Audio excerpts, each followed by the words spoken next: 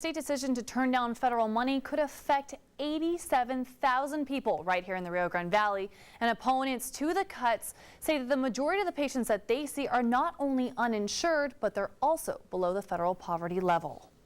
My mom, my brother, my sister, my grandmother, and my grandfather, my dad, and me. Myra Flores says the Brownsville Community Health Center has been a huge help to her family, especially for her grandmother who's chronically ill. Preventing her to go on kidney dialysis, so she needs to come here. She needs to get her treatments done. Her family does not have health coverage, and now amid budget cuts, she fears they might have nowhere else to go. If she doesn't get the help, the only option we have is sending her to Mexico, and we don't want that.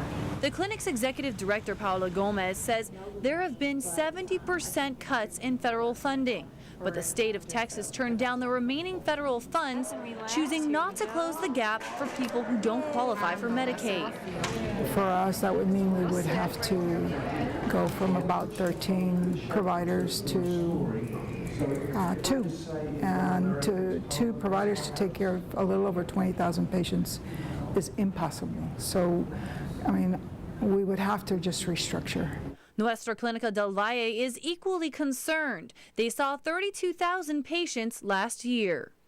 Approximately 83% of the patients that we serve are uninsured, and so that is a big population, and if we don't receive the funds, we may have to cut back services and or sites. Gomez says the services aren't free, but they are more affordable for patients like Myra Flores, whose family depends on the health center for preventative care.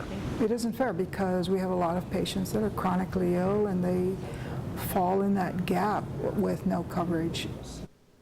Gomez says that these cuts could result in fewer people seeking preventative care and clinic services, which could then result in more people going to emergency rooms in the hospital. Live in the studio, I'm Ashley Custer, Action 4 News.